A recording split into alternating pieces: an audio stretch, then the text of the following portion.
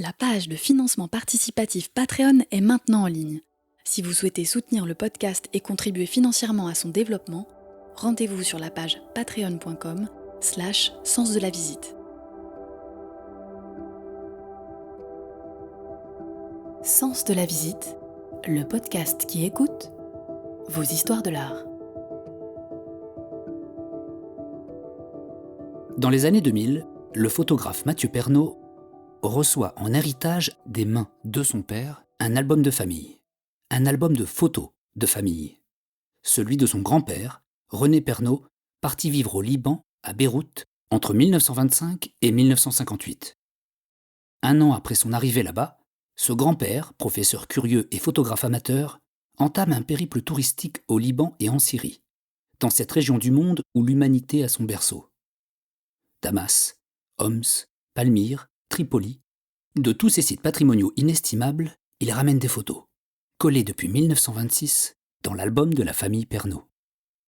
Malheureusement, depuis 2011 et le déclenchement de la guerre en Syrie, cette région est tristement connue maintenant pour ses destructions et ses ruines, de villes, de monuments et de sites historiques. Mais c'est justement en voyant les images de ce conflit que Mathieu Pernaut, petit à petit, se rapproche de l'album de photos de son grand-père et se reconnecte à son histoire familiale. Il décide alors d'entamer un voyage initiatique et photographique en plusieurs étapes. D'abord à Beyrouth, à la recherche de l'appartement où son père a passé toute son enfance. Il va y séjourner en 2019 et en 2020, mais entre ces deux dates, la ville aura été soufflée par la terrible explosion partie du port. Il va ensuite retourner sur les lieux que son grand-père avait photographiés, il y a presque un siècle, au Liban et en Syrie. Mais lui va poursuivre le voyage un peu plus loin, jusqu'à Alep et Mossoul, en Irak. Il va ramener à son tour des photographies de ces territoires, aujourd'hui ravagés par la guerre et les explosions. Elles sont réunies à la Fondation Henri Cartier-Bresson, dans le Marais, à Paris, pour une exposition intitulée « La ruine de sa demeure ». C'est justement devant ces photos que nous avons retrouvé Mathieu Pernaut. Avec une voix douce et des mots justes, il nous a fait revivre son voyage.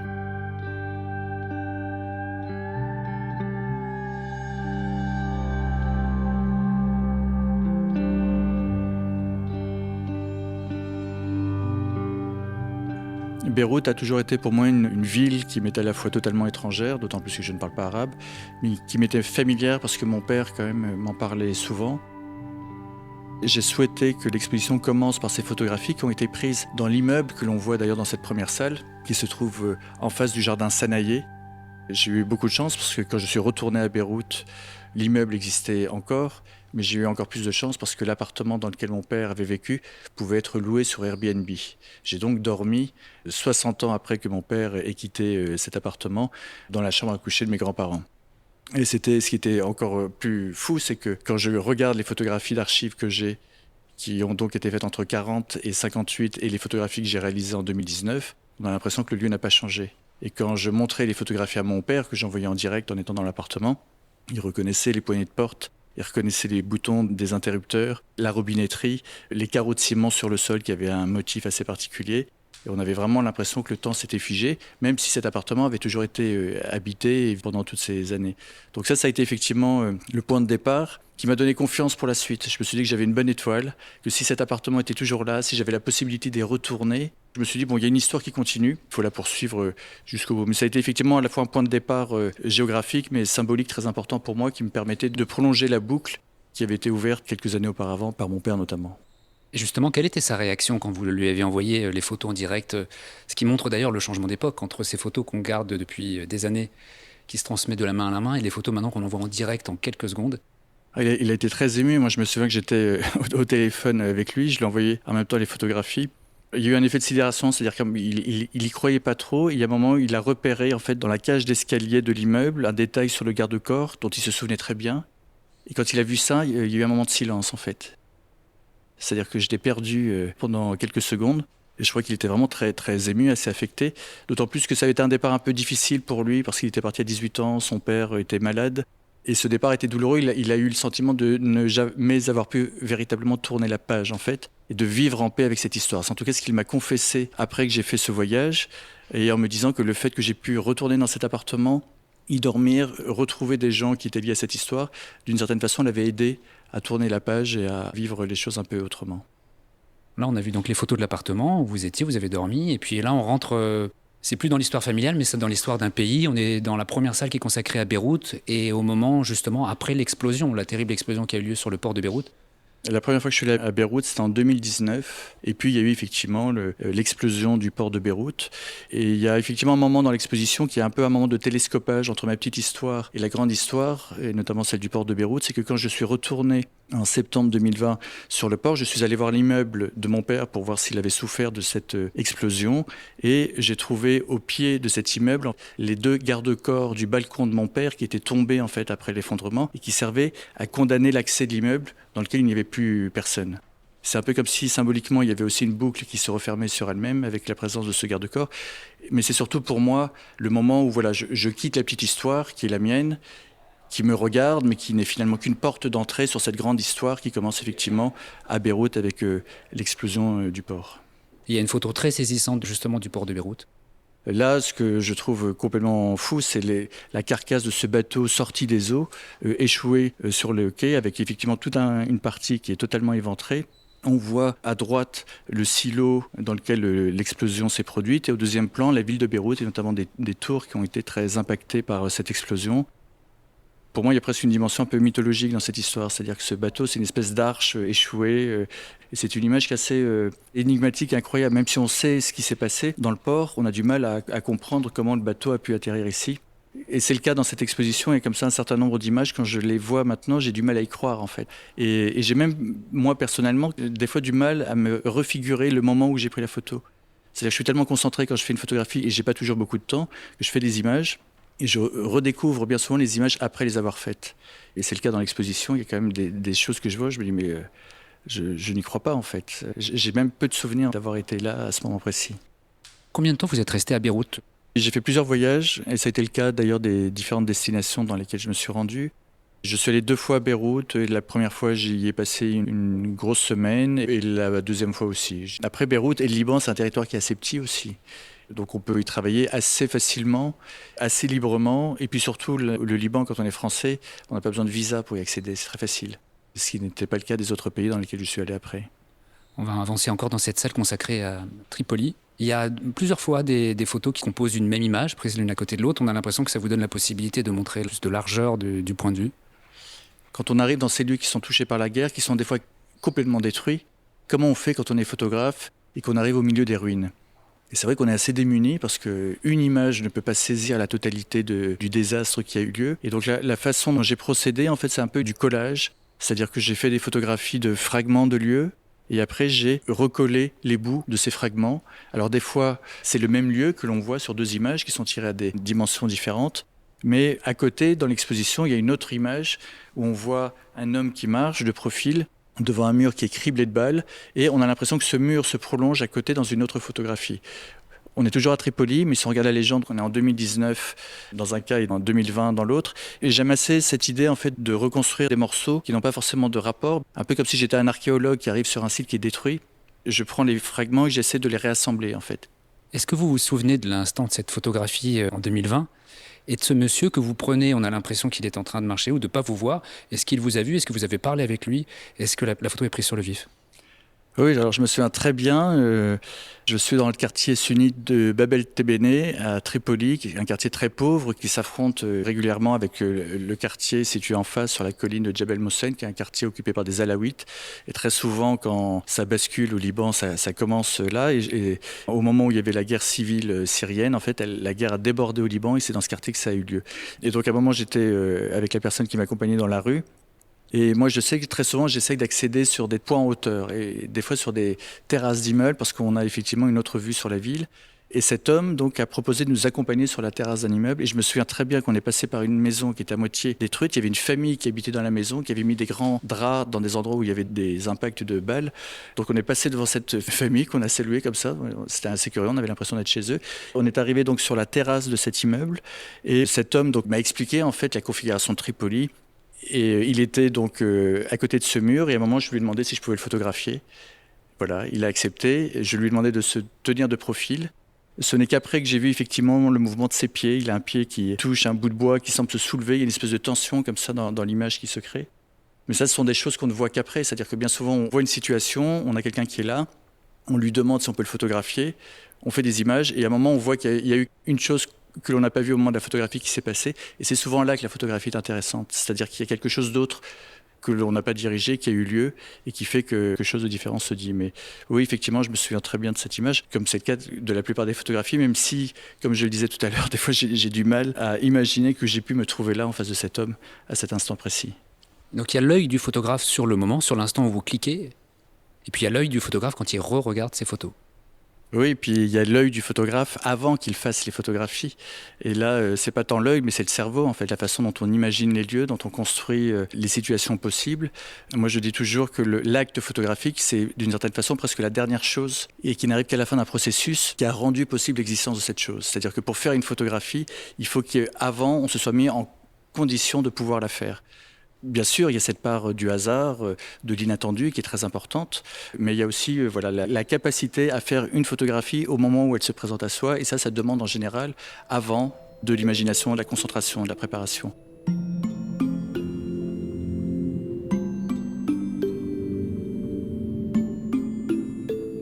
Là, je pense qu'on va avoir besoin d'un visa, par contre, pour entrer dans la prochaine salle, puisqu'on rentre dans la salle qui est consacrée à votre séjour en Syrie.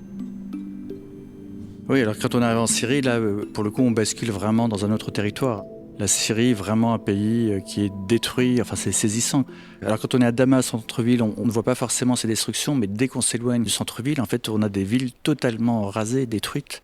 C'est vraiment très impressionnant de le voir. Alors effectivement, des fois, c'est un peu l'ambiguïté qu'il y a dans ces images, dans la ruine elle-même, c'est-à-dire que rien n'est plus beau qu'une ruine aussi à regarder. Parce que les ruines produisent des formes, elles produisent un rapport au temps, elles font qu'on imagine peut-être certaines choses.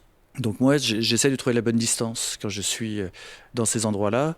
J'essaie finalement presque d'être absent comme photographe. Ce qui fait que mes photographies sont frontales toujours. Vous ne verrez pas d'effet de déformation de perspective ou d'effet de lumière particulier. J'essaie vraiment d'avoir une certaine forme de neutralité, conscient que le réel a en lui-même une telle puissance d'incarnation, une telle force, il ne faut pas en rajouter. Il y a Bachar el-Assad qui est présent dans plusieurs des photos, en portrait, alors il vient régulièrement. Sa présence est un peu inquiétante. Ah oui, il est présent partout, Bachar el-Assad. C'est-à-dire que vous ne pouvez pas faire un pas sans qu'il soit là. Il y a une espèce de folie même dans ce régime, parce qu'il est partout, même là où, a priori, il ne devrait pas être fier d'être. C'est-à-dire que quand il y a des villes détruites, et on sait très bien qu'il est l'artisan de la destruction de ces villes, on se dit qu'il ferait peut-être mieux de ne pas la ramener, en fait. Ben non, là, il est présent aussi, il y a son visage. Et si vous regardez bien les photographies, vous verrez que ce ne sont jamais les mêmes photographies de lui, en fait. C'est-à-dire qu'il y a aussi une folie dans le déploiement et dans la diversité des images. Il n'y a pas une image, un portrait officiel que l'on retrouverait partout. En fait, il est photographié sous tous les angles possibles. Il est quelquefois la figure du bon père de famille, protecteur du peuple. Des fois, il est la figure autoritaire de l'homme qui menace l'ennemi, et notamment les États-Unis. Puis moi qui suis photographe et qui voyais ces photographies, ces portraits me regarder en permanence, je me demandais si ça n'allait pas poser un problème d'ailleurs de le photographier. Et bien, en fait non, puisque ce qu'il veut c'est être vu. Donc moi je me suis dit on va peut-être me dire d'arrêter de faire ces photos, mais en fait il est presque difficile en Syrie de ne pas le photographier étant donné qu'il est présent partout. Est-ce qu'il est difficile de se loger en Syrie, de se nourrir, de se mouvoir, de bouger, de parler aux gens ? En Syrie, à l'heure actuelle, dans la partie qui est tenue par le régime, vous ne pouvez rien faire si vous n'êtes pas accompagné. C'est-à-dire que vous êtes contrôlé en permanence par des checkpoints sur la route, par des militaires dans les villes où vous allez. Et si vous n'avez pas une autorisation et un visa du régime, c'est impossible et dangereux de circuler. Et puis il y a aussi des choses pratiques qui tiennent à la situation de la Syrie aujourd'hui, c'est-à-dire que les stations-service, vous avez des queues de 40 véhicules qui attendent, qui vont avoir 5 litres, 10 litres d'essence. Nous, avec l'autorisation qu'on avait, et c'était assez culpabilisant pour moi, mais on doublait tout le monde et les militaires nous remplissaient le réservoir puisque j'avais un visa qui me permettait d'aller à Palmyre, d'aller dans différents endroits. Et pour se loger, c'est pas si évident que ça puisqu'il y a quasiment plus d'hôtels en fait et il n'y a plus du tout de touristes en Syrie. Et il n'y a plus aucune représentation diplomatique des pays occidentaux. C'est-à-dire que si vous avez un problème en Syrie, vous n'avez plus de consulat, vous n'avez plus d'ambassade, de personne. Donc il faut se débrouiller, quoi. Alors il y a cette photo-là, avec ceux qui représentent peut-être un bâtiment administratif à Alep, où il y a des poteaux de la fondation du bâtiment qui sont un peu pliés par le poids de la destruction et d'un bombardement sûrement. Dans votre photographie, on a l'impression de voir le mouvement de la suspension, le moment où le pilier se plie. En fait, ce qui m'a beaucoup intéressé dans ce travail et ce qui m'a motivé pour aller dans cette région à ce moment-là, C'est ce moment d'entre-deux qui suit la guerre, les bombardements, la destruction et qui précède la reconstruction. Et dans ce moment-là, il y a à la fois le fracas des bombes, dont on a l'impression qu'il résonne encore, et en même temps, il y a quelque chose de très silencieux, puisque la plupart de ces quartiers ont été vidés de leurs habitants. Et effectivement, il y a une espèce de suspension avec des fois des formes, une espèce d'équilibre. On a l'impression que la structure est sur le point de s'effondrer alors qu'elle est comme ça depuis déjà quelques années. Et puis surtout en Syrie, ce qui est stupéfiant, c'est que cet entre-deux risque de durer très longtemps en fait. C'est-à-dire que le régime étant toujours en place, soutenu simplement par les Russes et les Iraniens, il n'y a pas d'argent sur la table, il n'y a aucune reconstruction qui est en cours. Il y a 60% de la population qui est déplacée ou exilée, qui ne reviendra probablement pas. Donc on se demande comment les choses peuvent évoluer. En tout cas, moi j'ai vraiment eu l'impression que la page n'était pas prête d'être tournée. Est-ce qu'il y a un message politique dans vos photographies, tout simplement en montrant ces villes qui ne vont pas être reconstruites ? Oui, enfin évidemment, il y a le constat de l'horreur que la guerre a été et de l'état présent de ces villes aujourd'hui. Donc la photographie a cette capacité de documenter les choses, de dire les choses, de montrer les choses. Donc ça, c'est vraiment important. Et puis je n'oublie jamais le fait que quand on est photographe, ce que l'on montre n'est rien par rapport à tout ce que l'on ne montre pas en fait. C'est-à-dire que la photographie, elle exclut du cadre en fait tout ce qu'on ne peut pas montrer. Je ne suis pas du tout spécialiste de la région, mais je pense effectivement que ces photographies montrent très précisément ce qu'est Alep aujourd'hui, ce qu'est Homs aujourd'hui, ce qu'est Mossoul aujourd'hui. En cela, elles sont le témoin d'une histoire du temps présent. Il y a une photo saisissante aussi d'une boucherie et une photo de Bachar el-Assad qui est suspendue, des morceaux de viande dans des caisses réfrigérées d'une boucherie. Quand je dis qu'il ne faut pas essayer d'en faire plus que ce que le réel vous montre, cette photographie en est la démonstration, c'est-à-dire que j'étais là dans le souk d'Alep. Et je me souviens de ce moment-là où le boucher venait d'ouvrir son magasin. Il enlève sa veste de militaire qu'il accroche sur le mur du fond recouvert de carrelage. Le portrait de Bachar el-Assad apparaît au-dessus d'un croc de boucher. Et au premier plan apparaissent des carcasses de viande qui effectivement rappellent tragiquement l'histoire des centaines de milliers de Syriens qui sont morts pendant la guerre. Donc là, on a effectivement quelque chose qui pourrait être de l'ordre d'une espèce de portrait de la Syrie aujourd'hui, entre son dictateur, entre la présence symbolique des militaires, entre la présence des corps et des charniers. Sur le moment, là, par exemple, vous comprenez tout de suite le sens de cette image ? Oui, moi je la comprends. La question que je me pose, c'est est-ce que les Syriens qui me voient faire cette photographie la comprennent ? Qu'est-ce qu'ils pensent en fait ? Parce que ça a duré assez longtemps, le moment où le boucher arrive, il sort la viande, il la prépare, il la met dans le réfrigérateur. Il y a bien dû y avoir une dizaine de minutes qui s'est passé entre le moment où je fais la première photo et le moment où je fais la dernière. Et j'en ai fait beaucoup d'images à ce moment-là parce que j'ai tout de suite moins compris ce que cette image pouvait représenter, pouvait dire. Mais j'avais des gens qui marchaient dans le souk, qui passaient à côté de moi et je me demandais ce qu'eux pouvaient penser. Bachar el-Assad, son surnom, c'est le boucher de Damas. Mais c'est effectivement ce qui est toujours un peu paradoxal dans ces pays, c'est-à-dire que des fois, il y a des interdits que l'on ne comprend pas. On m'a interdit, par exemple, de faire des photographies dans la citadelle d'Alep, alors que c'est un lieu touristique qui est assez bien préservé. J'ai absolument pas compris en quoi ça pouvait être gênant pour le régime que je fasse des photographies de la citadelle. Et par contre, des fois, je peux faire des photographies de portraits de Bachar el-Assad sur un immeuble totalement détruit et on me laisse faire. Mais il y a des fois une espèce de sentiment d'absurdité, en fait. C'est-à-dire que plus rien n'a de sens en fait, et le danger peut venir de là où on ne l'attend pas, et des fois des choses qu'on pensait impossibles peuvent être réalisées.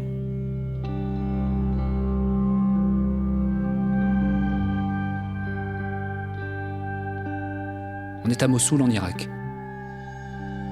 Est-ce qu'il y a une photo en particulier d'ailleurs dans cette salle qui vous a marqué à faire ou à revoir là maintenant ? Il y a un lieu très étonnant que j'ai découvert, que la personne qui m'accompagnait m'a fait découvrir. C'était un jeune Mossouliote de la vieille ville de Mossoul. Et quand il m'a demandé ce que je voulais voir, je lui ai dit « Écoute, tu connais la ville, pas moi, donc je vais là où tu veux bien m'emmener. » Et dans les endroits parmi lesquels il m'a emmené, il y avait un centre commercial qui était en chantier, qui a été bombardé pendant la bataille de Mossoul. Et dans ce bâtiment, un fermier mossouliote s'est réinstallé et a mis des animaux, des vaches, il y avait des chevaux, des poules, des canards, dans ce bâtiment totalement en ruine. Et c'est vrai que quand je suis arrivé, que j'ai vu la présence de cette vache dans ce bâtiment, j'ai trouvé ça complètement incroyable. Et ça, encore une fois, c'est vraiment la guerre et ce que produit la guerre dans les horreurs et dans les destructions qui fait que quand la vie revient, des fois, elle revient dans des formes totalement improbables. Oui, c'est ce qu'on sent à travers toute l'exposition, c'est qu'il y a toujours une parcelle de vie qui renaît, de toute façon, que ce soit la végétation, les animaux, les hommes. Alors, la grande partie des gens sont partis. Il faut quand même comprendre que Mossoul, la vieille ville de Mossoul, sur les bords du Tigre, c'est une ville qui n'existe plus en fait. La grande majorité des gens sont partis, mais certains sont restés, d'autres sont revenus. Et c'est effectivement quelque chose de très très émouvant en fait de voir ces corps comme ça qui se réapproprient cet espace qui était le leur avant la guerre, mais qui a été transformé, détruit, qui reviennent, qui reconstruisent, qui refont corps avec cet espace. Et c'est vrai que moi, je n'avais pas forcément au départ l'intention de photographier des gens, mais très vite, je me suis rendu compte qu'il n'était pas possible de photographier cette région et ces lieux sans montrer la façon dont les gens se réappropriaient ces espaces et les vivaient. Il y a quelque chose qui est très émouvant dans l'exposition, c'est la fin de l'exposition avec des photos, qui sont des photos de famille, mais des photos de famille que vous avez trouvées justement à Mossoul notamment, que vous avez trouvées dans les décombres, dans les ruines et que vous exposez là. Et évidemment, c'est en parallèle avec les photos de votre famille au début de l'exposition. Oui, en fait, l'exposition finit comme elle commence par des photographies de famille. On commence l'exposition avec des images faites entre les années 1940 et 58 d'une famille française qui vit à Beyrouth à un moment.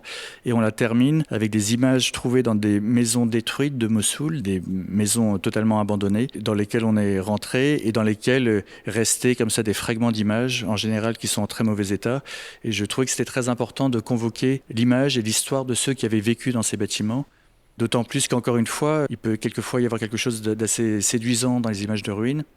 Et pour moi, c'est très important qu'on n'oublie jamais le fait que dans ces bâtiments ont vécu des gens. Certains y sont morts, beaucoup ont dû quitter ces lieux. Mais en tout cas, il y avait de la vie qui s'est arrêtée à un moment à cause du fracas des bombes. Et donc le fait de terminer par ces images, et derrière ces images, on voit d'ailleurs des documents écrits en arabe, qui sont des documents qui relèvent de l'administration de Daesh, qui était présente dans la ville. Pour moi, c'était vraiment très important de convoquer l'histoire des gens qui avaient vécu dans ces villes et qui avaient été obligés de les quitter à cause de la guerre.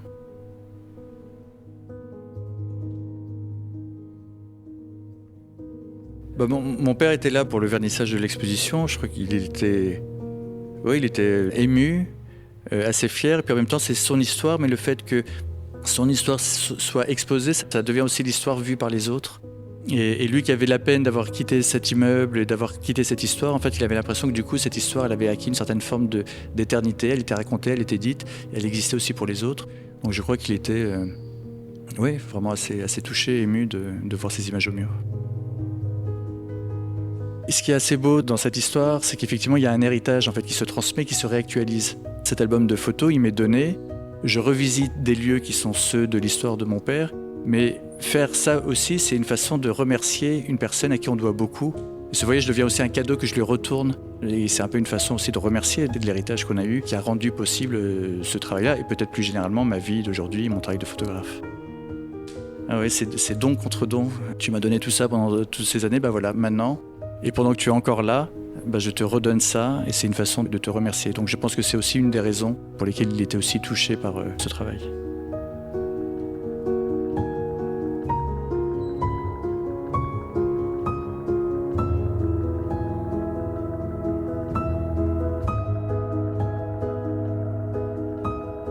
L'exposition La ruine de sa demeure, photographie de Mathieu Pernaut, c'est jusqu'au 19 juin 2022 à la Fondation Henri Cartier-Bresson, en plein cœur du Marais, au 79 rue des Archives, dans le 3e arrondissement de Paris.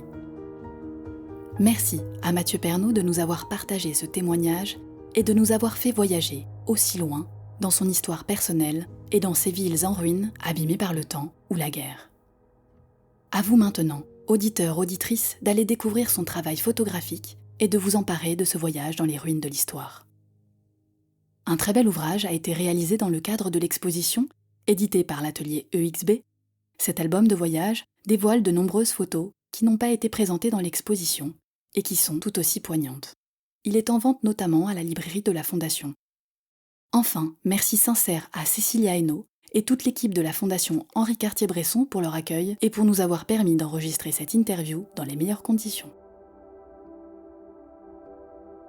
Suivez toute l'actualité du podcast sur les réseaux sociaux Instagram, Facebook et Twitter. À très vite pour de nouvelles histoires de l'art.